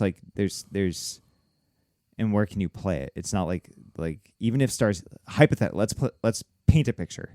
The thing about the Star City game circuit is that you could grind from one to the other and actually like come out positive. If you were like really good, 80% win rate or whatever, it like actually was worth your time to try and do this. Whereas like there can't ever be like, where can you play PM? It's like in a few cities, in one region of the US. Yeah. I mean, if anything, I think they'd try to make their own version of it and then fuck it up, box us out. Yeah. You know what I mean? Like, but I don't see it. I don't see them actually trying to co-opt the actual format. It doesn't sound very profitable. It's not so much Wizards, but more like a profiteering, like Card Titan, or like somebody decides to like, I'm gonna like try to make this a money format. Right. Yeah. They could do that, but I don't even see it like being a really good an endeavor that makes sense for them. Yeah. But like in my head, like going wild with like how shitty of things Wizards does, I'm imagining them coming out with a pre-modern Masters set. PM Masters would be fine by me. Yeah, but like with all kinds of like terrible My Little Pony shit going on, and just to fuck with us. Oh, that would be the most outrageous troll. Just like it's really bad. Just frames. making all these new versions Yeah. of PM cards, and then being like, we're doing PM now too. Like here, get all updated versions of the cards. Yeah. I don't know. I'm sure they wouldn't do that, but my mind is running wild thinking about what could happen. You know how much I mean, they did that with Dominaria Remastered, which was great. You know how much? All right, ready? How much do you think an Odyssey Call the Herd is right now? Like $10. $14. Dude, I thought 10 was like an overestimate. How much do you think a Goal Border Call the Herd is? $2. $13. How much do you think a modern, like the new frame, so modern new frame Call the Herd from Dominaria Remastered is? 30 cents. Yeah, it's like 20 cents, 30 cents. Yeah. Yeah. Damn. Yep. People like this format. It's Yeah. a good ass format. Yeah. Yeah, it's a great format. It's definitely cool. I think PM is just by like the natural variety so this is something that I think PM has an artificial diversity to it. So like suppose at any PM tournament, some percentage, I don't know, half the room is like fucking around. Like I want to play Ankh Tide, or I want to play blue-red goblins, or whatever. Or I want to play blue-red. Yeah, or like I want to play Machine Head because it was my favorite deck as a kid. Or I want to play Fires or what have you.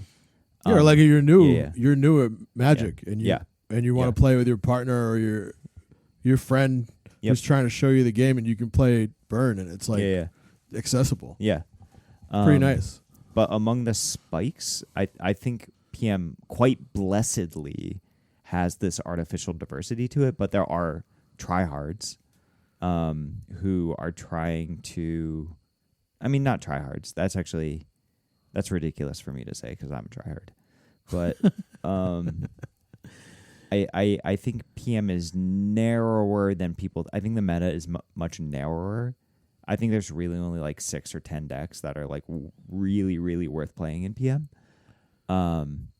But because of the artificial diversity and like it's almost like a protect them at all costs. Like keep PM fun so that people still show up with like quiet spec birds or like clerics or Tron or what the fuck else. It doesn't matter. I don't care. But like keep it fun, keep the social standard high, keep the gameplay fun. I don't know. I value it. It's cool. You know what though? Every time, and maybe I'm just not a brewer, but every time I try to brew in PM, I'm always disappointed. And I like the ideas never even leave my bedroom. Like I play test with it, and I'm like, this mana sucks. Everything's happening too slow. Yeah. And I'm just irritated. And I just wish there was like 4 or 5 cards that would get unbanned to make my ideas like better. What I do if I want to brew something in PM is that I take a shell from one deck and I try to mix it with another deck. So I that's how like the Survival Terragon deck came about. It's like, okay, I mean it is pretty rough because the Terragon cards are all good because of Mox Diamond, and then Survival is good because of high density of creatures. And it's very interesting, but because Terragon has historically suffered from a lack of a density of creatures. Yeah. And then like Mox Diamond like really can't go into survival deck. So it's like cutting. You have to cut like dead in the middle, and it's so fucking narrow. But I don't know, man. Like what? How about fucking ready? I got an idea for you. We're building a deck right now. All right. Ready? All right. Quiet Spec Dreadnought. Huh. Okay. Yeah. Interesting. Why not? What are we getting? What are we getting with Quiet Spec? Deep analysis.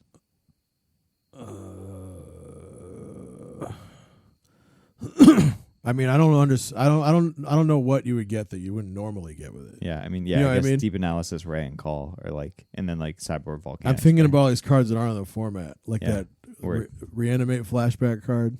Oh yeah, yeah. Dread- Like, you know, like yeah. That was a terrible idea. How about what can we do here? Blue green elves. What are we doing in blue? You have Granger or whatever it is to get your island. Are there any blue elves? Nah, I mean maybe. I don't think that'll work. You know, I really like that deck Brad's been playing. The Quiet Spec Oath. no, the Oath, the black green Oath. Oh, the Guild Feeder Oath. Yeah, Sup Phil. That's Phil Newent's deck. that thing feels awesome, man. It's so cool. It feels like you're playing Turbo Depths. Yeah. It's like, let's make it 2020, you know? Yeah. Yeah, right? Yeah. Duress a bunch and then make it 2020. Yeah. It's really cool. It is cool.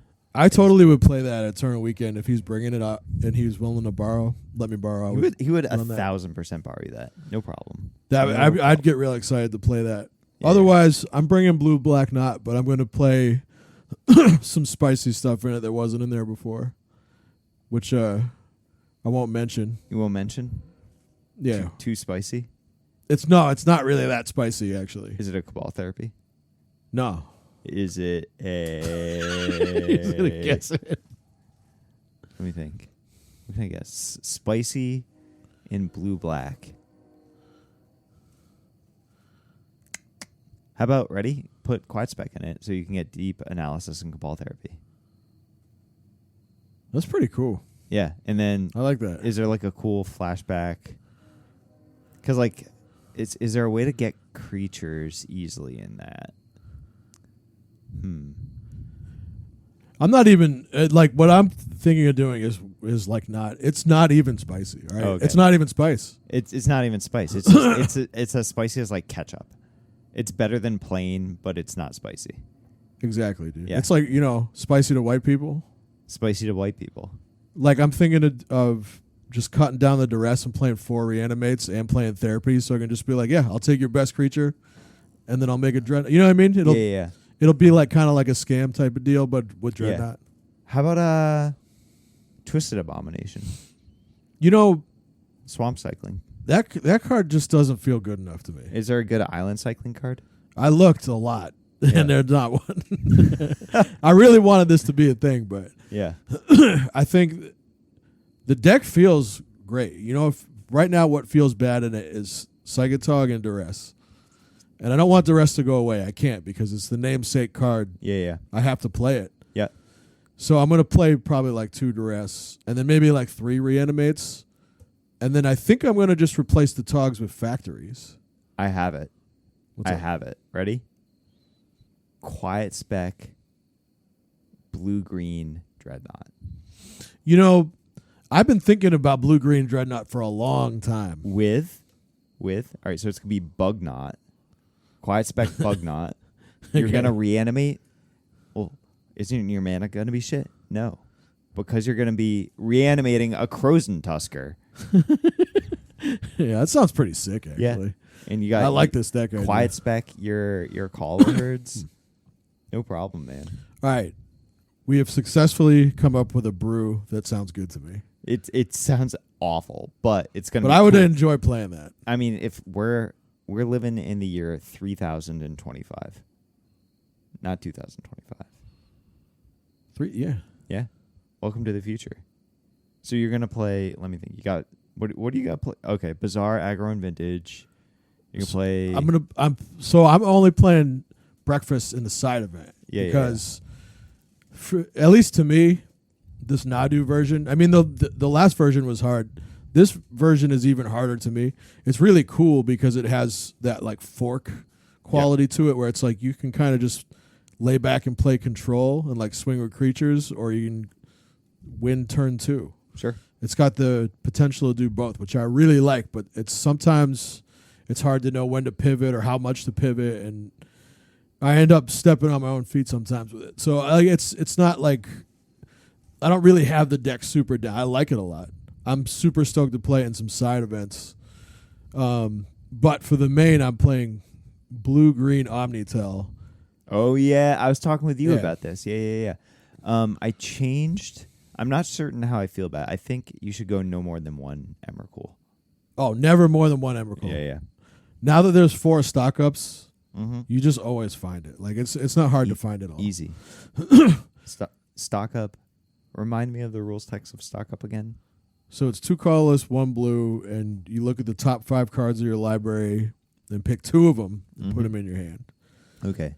So So you it's- get the best small factor fiction pile. Right. It's a sorcery though, right? It's a sorcery. Yeah. There's no way this is. So it's- yeah. Yeah. So for a while, I've been on a build that has 1 rings and 4 Atraxa. I fucking hate One Ring. I despise the One Ring. These lazy nerds, these lazy fucking nerds go Ancient Tomb One Ring, and I've been sculpting, crafting, brilliantly massaging my hand into a cunning masterpiece of storm wizardry, and these goons. Ancient Tomb One Ring. Yeah. Easy. Too easy. Life's easy when you got a One Ring. The meta is really stacked against Storm very aggressively right now. They're in a bad place. Yeah. But I'm cutting 1 ring if that makes you feel any better. It does. There. It's to the credit of your character. Thanks, man. Yeah. It doesn't really feel that great in there. Like it's fine, you know. It's not bad. Yeah. But half the time after Omniscience is out and I'm getting ready to take my extra Emrakul turn, I'm like digging for another 1 ring so I don't die to the one that's on the board. Yeah. Yeah. Which is like what the it just doesn't feel like it fits that well. Sure. Cunning Wish feels fucking awesome. That's a cool card. It's a cool card, and it feels like it does everything I want to right now. Like, most importantly, when somebody's showing in their own Atraxa, which a lot of the field has their own Atraxa. Sure. Yeah. If I have Omniscience and Cunning Wish, like I'm just winning. Well, how do you win? So you go Cunning Wish for You go what? Cunning Wish for Firemind's Foresight. And then you draw a billion cards. No. Right? You remember what Firemind's Foresight does? Fuck no. You go through your deck and you find a 3-drop, a 2-drop, and a 1-drop. Okay. Instant. Yep. So you get either the bounce MDFC. Yep. Or just another Cunning Wish. Mm-hmm. Auroral Procession, which is a 2-drop, gets any card back from your graveyard. It's an instant. Sure. And maybe a Brainstorm or a Flusterstorm, whatever else. Mm-hmm. So you go Cunning Wish again. Yeah. And you get Sublime Epiphany. That card, I played that card in Standard over COVID summer. Card fucking rules. It dude. is so fucking fun when you that card's so fun. It's it's like the most cryptic command. Yeah. Is it the most cryptic command? It's Cryptic Mountain. It's cryptic court order. Yeah, dude. Yes. It's unreal. So you go counter your Atraxa trigger. Yeah. Bounce your Atraxa. Get fucked. I draw a card. Yep. Make a copy of my Atraxa. Sounds great. If you have one out. If you have just Omniscience, whatever. That whole sequence is awesome. And then you go Aurora Procession and grab the Cunning Wish back and Cunning Wish a 3rd time. I was playing it in Standard. You remember that card, Emergent Ultimatum? Yeah. Yeah. So I was playing it in Standard to get under the Emergent Ultimatum decks because it's like a mini ultimatum. Against aggro decks, it catches you all the way back up. All the way back up. I will counter whatever you're up to. I'll bounce your biggest thing, and I'll make it another turn, and I'll untap and ultimatum myself, or I'll just hang out and counter your ultimatum. It was great. You just wait to you pick a fight over some triggered ability. You try to put something on the stack, and then they try to counter, and then you just counter triggered ability, counter your spell, do it all. bounce, draw a card, and it was a 4 or a 5. Do literally everything you want. Yeah. And then, on your third cunning wish, you do the classic. Well, it's classic now. Shared summons. I don't even know what that is. It's you tutor your deck for 2 creatures. Put Hell them yeah. in your hand. What do you get? Emrakul and Atraxa. That sounds pretty good. Yeah. Hell yeah. Or you can get my spice, Tamiyo. Tamiyo. So I'm running 3 main deck Tamiyos. Seems reasonable. This format is just all about Tamiyo. Yeah. When people aren't comboing, they're Tamiyoing. Tamiyo time. So it's kind of just what you have to do to keep pace with Reanimator and the rest of the Tamiyo decks. Word. And, fortunately, I like the card. It adds, some nice nuance to the deck where instead of just saving up for this big spell that ends the game, Yeah. you get some interplay. Sure. And it's really fun to blank their removal with a Brainstorm and then just flip Yeah. Tamiyo to the other side. I never saw what the big deal was with Tamiyo because it was like I was usually I was picking a fight, turn 3.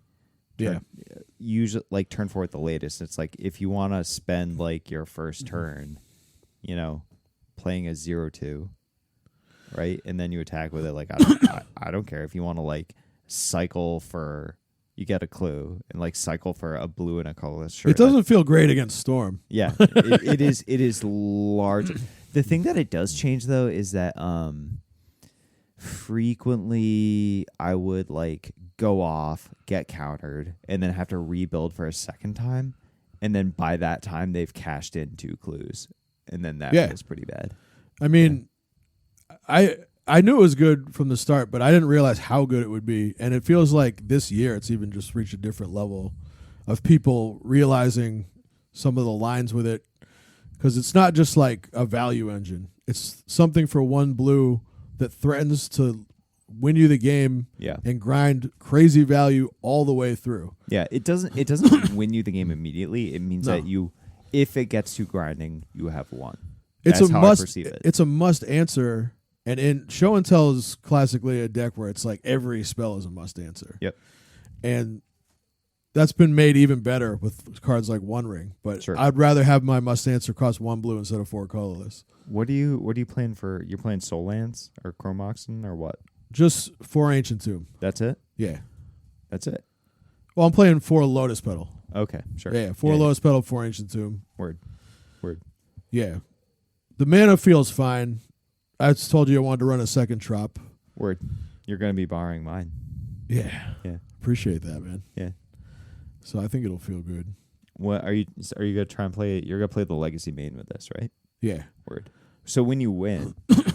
When I win. Yeah. It's going to be so funny. Hardcast is going to blow up because all these Legacy nerds are going to be like, yo, he talked about his deck on. Talked about Tamiyo Tell. Yeah, and talked about being sexually it's not my intimidated. I've seen other people splash some Tamiyos here and there in their Show and Tell deck, but every deck has splashed. It's getting to be it's in the Oko slot. Sure. They're talking about banning it. Everybody's just splashing for Oko. Splashing for Tamiyo. Yeah.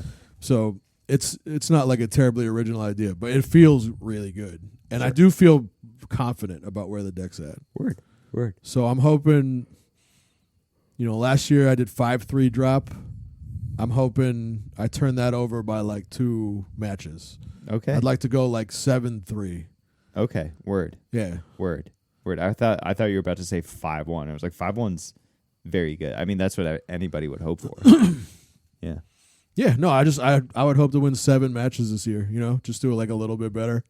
I don't think I've 5-1'd.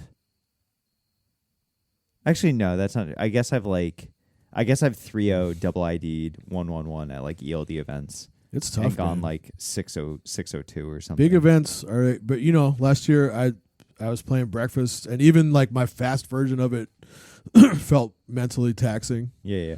And this feels less mentally taxing. Sure. It feels just just jam it. Let it jam it. Let it jam. Make them have it. Make him fucking have it, dude. I do. Hell yeah, make them have it. Excellent. I do think there's something to be said for large events where it's proactive, make them have it, because it is a matter everybody has to get lucky so many times at an event for that size. Where I think I want where I get lucky, I don't want it to be like, ooh, I drew a counter spell or something. When I get lucky, I want the result to be like an Emrakul ETB trigger on the stack. Like Yes. that's what I want. I agree. Yeah. I've got some things in here that I think are very good meta killers. Really? I have main deck I can tutor for surgical. Okay. I have main deck I can tutor for consign. Sure. I have 3 main deck Veil of Summer. Yes. These are all good meta things. Sure. And here's the other thing is I think I'm one of probably very few decks that's going to be on the field that can fully take advantage of the Tameo minus, which is you get a card back from your graveyard, instant or sorcery. Yeah. And then if it's a green spell, you add a green to your mana pool. Okay, so you go Veil and they go counterspell. Like, okay, Veil. Yeah. Yeah. Just get it back, cast it for free. Or on 3 mana, I get my Eureka that was thought seized, and then I have the mana to cast it now. Wait, you're playing Eureka? Yeah. I didn't know you had Eurekas. I just bought one. Really? Yeah. How many are you playing? Just one. That's so cool, dude. Yeah. That's so cool. It's going to be cool. Mike. It's a sketchy ass card, dude. Mike, I want to play Eureka in old school. Old school? Yeah. Yeah, about- okay. What can you do with... Nobody's fucking with that, as far as I know. I don't know. You ever seen that? What is it? Eureka. In Old school Eureka? Yeah. No, dude, I don't even know what you do. That sounds nuts. What would you... Like a Colossus of Sardia. This is so funny because there's like... I know that there's people who play old school, like whatever, and I'm just like so ignorant, dude. I'm like... It'd be like me talking about like actual modern or like standard or some shit. I just know nothing. I came in second in an old school tournament once. Right. What? Yeah. When? Like 7 years ago. You played an old school tournament like 7 years ago? Yeah. What were you playing? Red Green Zoo with Channel Fireball. Where was this? Gaming, etc. So they ran an old school event and you're like, fuck yeah.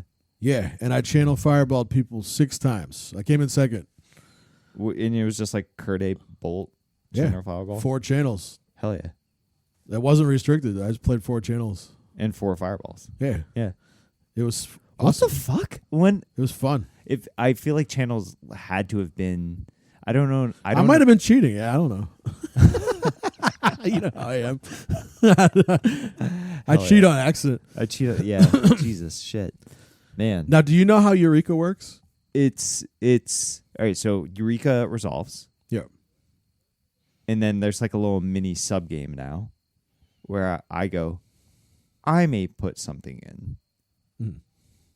And then you, my opponent, goes, indeed, I too will put something in. In that voice. And then you start over. And Right. it is always my privilege to continue, is my understanding. And when does it stop? When a player chooses or cannot put something into play from their hand. Wrong. It stops after both people. Oh. So Okay, so I can go like, okay. you can put your entire hand into play, even if I only put one thing into play. Okay. You know So what? it's really sketchy. You know what happened is the last time I played a Eureka was in Vintage Cube, and I put Yeah. one on the stack, and I'm like, I know what I'm gonna do. I'm gonna put like I don't know what it was like a Primeval Titan in, and my opponent was playing had okay sure, and they were playing Reanimator, and they're like Inkwell Leviathan, Grizzlebrand, and they just had like way more stuff than me. Like they just kept like a shit Reanimator hand and had been intending to I don't know. Just like hit their discard spell, and they had like 4 monsters to my single monster, and I got my shit packed in. Dude. Eureka. Crazy. I found it. It's fucking crazy, dude. Yeah. That's why I need to play Cunning Wish. Yeah. If they're putting their whole hand into play, Yeah. I might need to do that whole sequence where I get them. What did you call Sublime Epiphany? The most cryptic or Most cryptic court order. Cryptic Court Order, yeah. Yeah, it's I not might a need to command. read them. It's the not court a order. command. It is a court order. Especially like I'm sure you haven't seen like the Death and Taxes style decks. They're doing some wacky stuff now. Really? It looks like an EDH deck now. There's just all this flashing and bouncing and Cool. Good for them. no, it's cool, but Yeah. it's also like there's a bunch of triggers happening, and I don't know what is going on. I just know that I'm losing. Word. Word. And one Cunning Wish can just end all of that. Death and Taxes seems very difficult to play because you could have a card in it. You could be like turn 1. Like, all right, I don't know if they even play Aether Vial anymore. They have to. Do they? Yeah, I still Yeah. do. So Yeah. and then it's like, okay, I'm gonna play turn 1 Aether Vial, turn 2, and like you at like the end of their turn, you need to either be able to like play a Thalia or play some card that like stops like show and tell or reanimate effects, or prevents shuffling, or adds another tax effect, or turns off non-basics, or what. And it's like you have to like and you got to be able to like look them in the eye and be like, well, I know because they played a Wooded Hills that they're gonna be on fucking Rug Delver shit. Who knows what? They got a lot more tools now. Yeah. Thalia is not good enough anymore. Thalia. It has to be. It's not. It's. Is it in the deck anymore? No. It's been outclassed. Thalia was like the girl. I know. I hated her so much. I'm glad she's gone. I like Thalia because It's your kind of card. I like Thalia because it like the Death and Taxes myth was like, oh, Storm scoops to Thalia, and I was like, okay, sure, Echoing Truth. Like it was always literally always just Echoing Truth. Like I don't care. Like whatever you think is or really Chain of Vapor was a big beating. And it was like, all right, sure, man, Chain of Vapor. And they would look at you all smug. Do you like my Thalia? Do you like paying one more? I got one more. It's ridiculous. Chain. I win. It's all about this card, Phalia, Exuberant Shepherd. Okay. I feel like these decks all center around that card, and I think it's like every time you attack, you exile any permanent of yours or theirs, and at the end step it comes back. Okay. So they just have all kinds of. There's all these new cards that just have ridiculous ETBs. Like you can just lock someone out with a One Ring. Yeah, That's it. That's the end of the game. you could do that. Yeah, I don't think they're playing One Ring, but that totally would work. How about remember those old like Eldrazi taxes lists? Yeah, And plus like that would be totally fine. I Hard lock. I haven't seen that, but I think that would You're- be good. hard Yeah. lock, you're out. You cannot. You Oh, can't. See you later. It's ridiculous. Yep. But you remember that old trick, like the Mangara of Yeah, Condor yeah, yeah. with the Yeah, yeah. Caracas? Oh yeah. They have stuff like that now, but it's better. Yeah. So it's cool. It's a little bit clunky and like it's probably also tier 2, but I think it's cooler. I think people will be playing it though because I think that there's a lot of people because it was that and Dredge were the two decks that you could build without dual lands. Yeah. So I think that EW is like the event of the year with the most Dredge and the most Death and Taxes because people bought into those Yeah. and they just still have them, and they spent $200 update their deck, show up. I haven't seen Dredge in Legacy in many years. Same. I miss it. It was so cool. It was cool, Yeah. but now it's just Oops, Yeah. Oops is insane, dude. Yes. Have you played against it yet? Yes. I don't really enjoy it. It's infuriating. Yeah. Yeah. But if you got Fairy Macabre and another piece of interaction, you're probably good. That's the Yeah. thing is you need 2 pieces of Dude, interaction. Yeah. Yeah. But for me, it's like I got Veil, I got Fairy Macabre, Yeah. All I have is I got a bunch of counters. I don't feel Yeah. too bad against them. I have like in my legacy deck. I think I have like 2 surgical side, and I think my 4th veil side. So, yeah, It's a crazy ass deck, man. Yeah. But I think Nadu's will be a force. It's been making a lot of top 8s, and in all different iterations. There's an Elves version. There's like a green. It's like a green sun deck. yeah. And then there's Like a cradly thing. Yeah, there's like a Cradle type one. And then there's another one that's just more like Bant mid-range. And they play this crazy commander card called Plagon Lord of the Beach, and it's sick. Plagon Lord of the He's the Beach. Lord of the Beach. He's Is he he's like really a, cool. Is he like a tan hunk with a surfboard? Yeah, but no, instead of a surfboard, he rides a starfish. Hell yeah. He's so cool. And so when he comes into play, ETB, draw a card for everybody whose butt is big. So That's why it's a starfish. right, dude. He's a total. Everybody, show me your He's a starfish. he's a We're pimp, he's dude. on the nude beach. Show me your starfish. Exactly. Yeah. So creatures whose butt is big, that's Delighted Halfling. That's he's checking starfishes. He's checking them. Yeah. Noble Hierarch. Yeah. Shaman Encore. Oh yeah. Nadu. Yeah. Tamio. Yeah. So many good ones. Yep. So half the time this card is uncounterable and it's drawing you like 6 cards. Sure. And then the other thing is, for 1 blue or white, you can make target creature assign combat damage according to its toughness. Yeah. Doran. Yep. So not only does it let you have a big swingy plan, but every time it gets a Nadu trigger as well. Every time you target a creature. So it's 1 mana for 1 Nadu Draw trigger. card. It's Yeah. awesome fucking deck, dude. And I was thinking about switching over to that version because they can play Wasteland because they play so many dorks. Okay. Word. When I first saw it, I was like, "This is crazy." I thought But- like turn one trop hierarch, turn 2 wasteland cantrip is a perfectly reasonable way to spend your time. It's amazing. Yeah. Yeah, it's sick. I like. I think Sackboy is going to be on that. I think so. I really like Noble Hierarch decks in Legacy. I think they're really cool. Yeah. So long story short, yes, Legacy is not in a great place. A large portion of the field is going to be playing blue-black, either Reanimator, which is boring as hell, or the Tempo one, which is cooler. Yeah. And it kind of sucks to just go through that same play pattern of like Tamio, Wasteland, Thoughtseize, Tamio, Wasteland, Thoughtseize. Yeah. It's depressing, but there's plenty of good new cards that are getting utilized, and I think it's it's not a dead format, and there's enough going on in it that I'm excited about it. So I don't think it's dead. What I think it is I think it's like in a perpetual state of being almost solved really, really, really quickly. So I think it's like in a perpetual what would a format that is always solved but is always changing look like? It's like Legacy is going from either like 95 to 99% solved. Like nobody's showing up anymore with like, bro, I broke Legacy. And you're like, with what?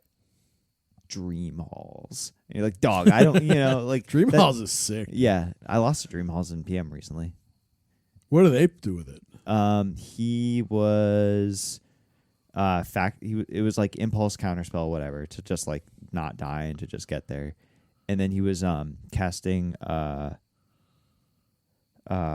Factor Fictions, and then eventually he would play like Time Warp, and then just like some like blue 5/5 with flying. It would just chain. No, it's Time Stretch. They take 2 turns. I want to try this deck. Yeah, it was bad. But it was cool. It was bad, but it was cool. Yeah, I was having like it's fine. I had fun with Dream Halls in EDH kind of recently. Yeah, with Atraxa as the commander. Word, because that's just any card in your deck casts Atraxa for free. Oh yeah, and then you play a bunch of bounce spells. Yep. Already in EDH, some sack effects. Word. So Dream Halls is pretty much just cycle through your deck. Yeah. Do whatever you want at that point. I've been paying a lot of attention to EDH right now because Kelly. Really? Yeah, because Kelly and Nicole and Nessa. Oh yeah, right. Yeah, they have the their girlfriends are playing EDH. Yeah, all the girlfriends are playing EDH. It's holy shit! Are you interviewing the basis of Death Haven right now? Yeah, all you Death Heaven fans. Mike used to be in Death Heaven. Yeah. Once upon a time. Yeah. So I am playing EDH this year. Again. Well, hang on. I have a correction to make. Oh, yeah. They're not they're their own people in their own individual right. With rich lives, they're not girlfriends. They're people. Oh, I don't think anybody was reducing them to girlfriends. That's right? true. Or elevating them to. Right. Yeah. It's just like to everybody listening there. That's how that's what they are. What do you think about having like interviewing like Kelly and Nicole and being like, what's it like to be a new Magic player? That's a great idea. I was thinking that too. Yeah. I've been hearing some really funny stories. Yeah. Like Nessa cast Force of Will. Yeah. And Kelly was like, this is fucking bullshit. This is bullshit. And I was like, yeah. She was pissed. Yeah. And that's really hilarious to hear about because it takes me back to like my first time getting Force and just being like, dude. Yeah. Why? Why Why did they make this card? Yeah. Like, what do you mean? What do you mean you have blue mana? Yeah. It's really like kind of satisfying to watch somebody go through all these Yes. things that I went through so many years ago. Yeah. And like, you wouldn't expect it. You don't usually expect girlfriends to play Magic, but when they do, it's cool. The whole mission right now is like get the fuck out of the way. Like don't like if Nicole. Yeah, you don't want to get in there and be the mansplaining everything. No. That's obnoxious. Like let them them discover it on their own. Yes, it would be. It would be. Yeah. So maybe I was thinking about doing that soon as an episode. So we'll see. Let us know in the comments if you want to hear what my girlfriend has to that's a say great premise about EDH. Yeah. Yeah. All right. I think I'm ready to wrap up. It's good, man. Yeah. Had a good time. Dap it up. All right. I think this is going to be the last interview. This was Dinner at Pat's / Eternal Weekend Hype. Thanks for bearing with us. Thank you, Ben, for editing this. It's Tuesday. Hopefully this will be published by Thursday. And if it makes it out on time, it's because we have a phenomenal sound editor named Ben. He's the man. He is the man. He knows things. He knows a lot of things. He's and very he intelligent. applies the things. He applies the things. To this podcast. Works with his hands. Works with his mind. Works with his heart. He's got everything.